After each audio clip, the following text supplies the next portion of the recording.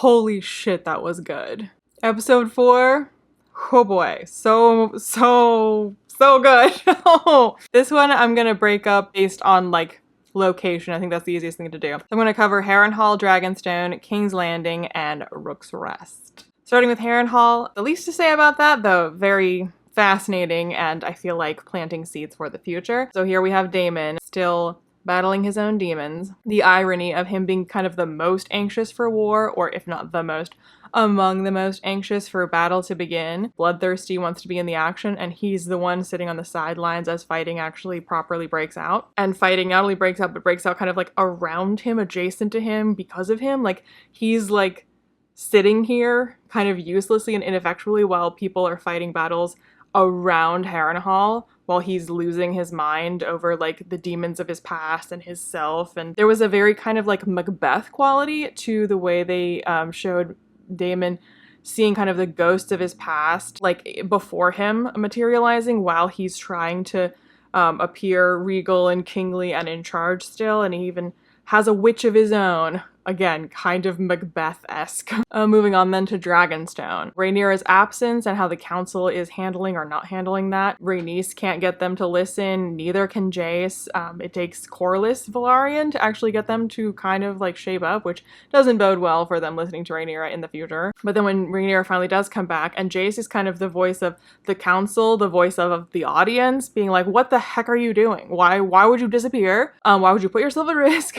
If you are gone, then this whole war is for nothing. So he's definitely, you know, again, giving voice to many people's thoughts, but he's also doing it in a way that is undermining her authority in front of a council that's already not super great about respecting her authority. So that's not so great. Probably should have voiced those concerns in private. But then we have both Jace and Rhaenyra kind of saying the same thing to each other about that they will not risk the other one, about as to whose dragon is gonna go to defend Rook's Rest. Rhaenyra says that she's gonna go, and it's Jace is absolutely right to be like, no, that's insane. You can't put yourself at risk like that. And when he offers to go, you can just see the ghost of Luke in her eyes, and she's like, absolutely not.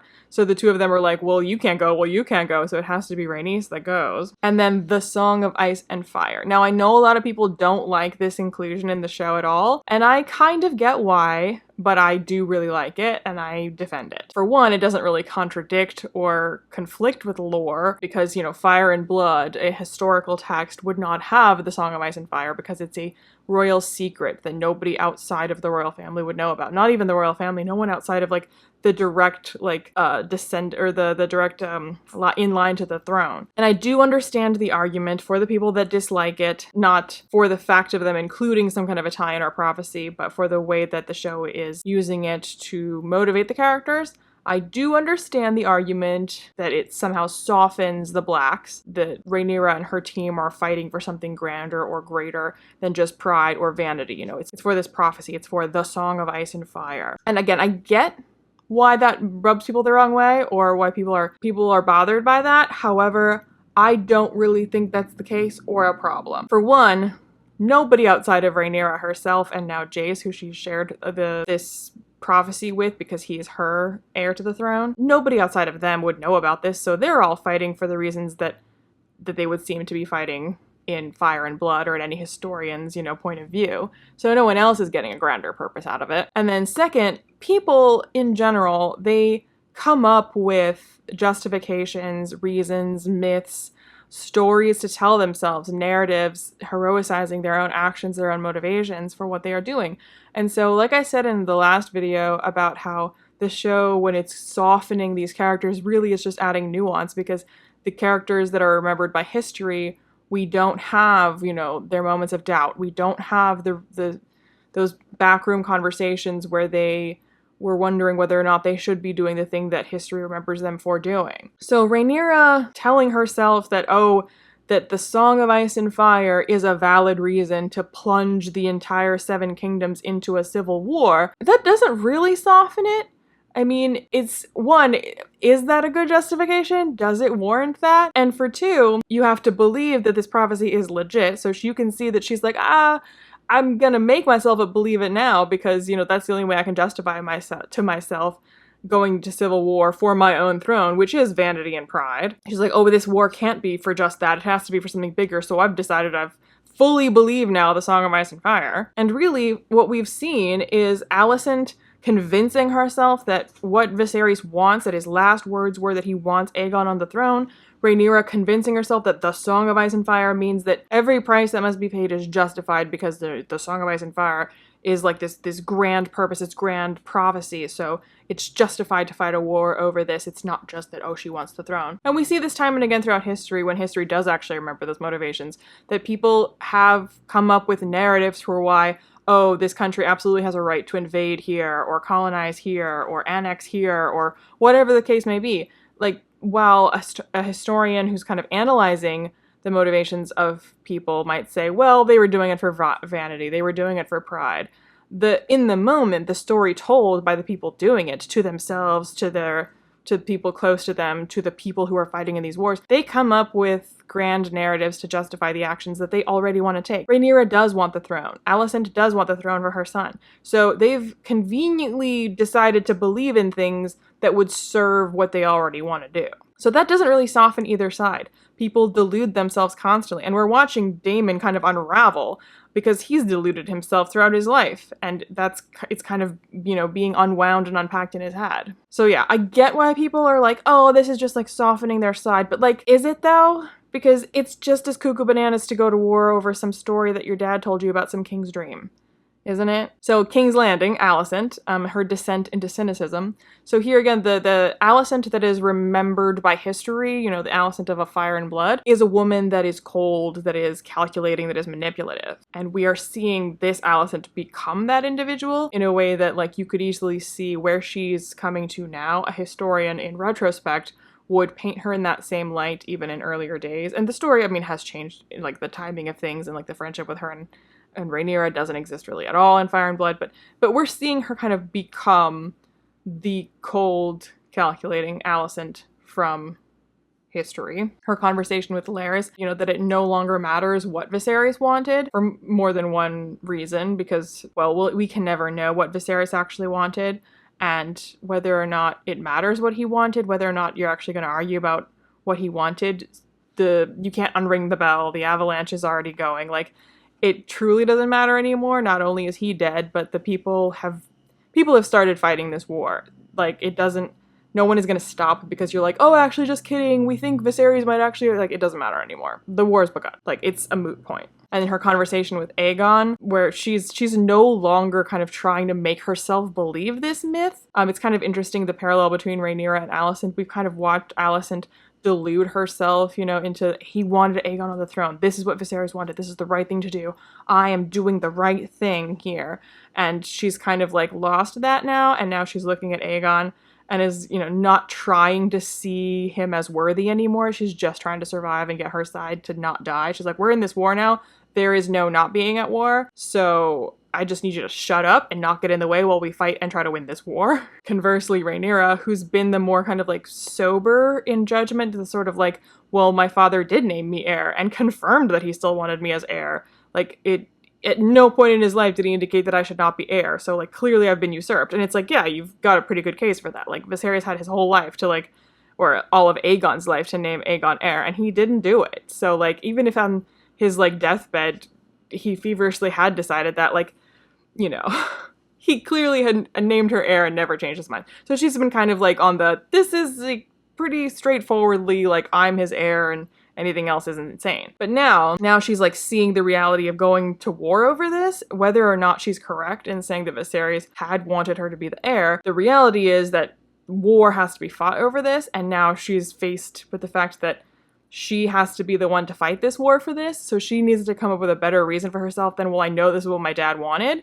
because that doesn't really feel like a good reason to kill thousands, millions of people. So now she's the one, like, fully kind of, like, deluding herself into being like, no, but it's bigger than that. It's more than that. It's the Song of Ice and Fire. That's why this is totally legit, a good reason to go to civil war. So Alicent is becoming, like, more sober in judgment, and Rhaenyra is becoming more, like, fanatical in judgment, which is an interesting kind of reversal. The actor who plays Aegon, it did a fantastic job. I think in general, and specifically in this episode, his performance really reminded me of Joaquin Phoenix playing Commodus in Gladiator, which is an excellent performance. So A+ on that. And like the scene at the council where Aemond is demonstrating very quickly his superiority and competence, first in battle strategy and then in his command of Old Valyrian, which I do miss. I loved so much in season 1 how much they spoke Old Valyrian. So glad to see them bring that back a little bit.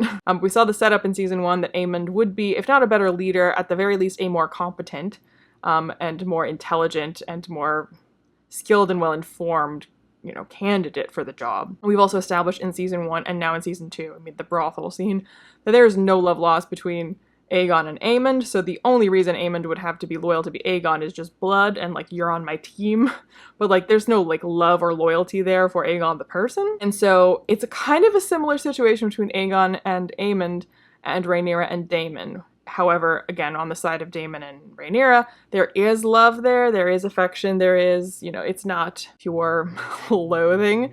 So Aemond and Aegon is kind of a worst case scenario for Daemon and Rhaenyra. And in many cases, like the others, like we've seen these two sides kind of variously be the dark mirror version of the other. More often the greens are the dark mirror version of the blacks, but like not always. Which then leads us to Rook's Rest, which the dance has finally begun.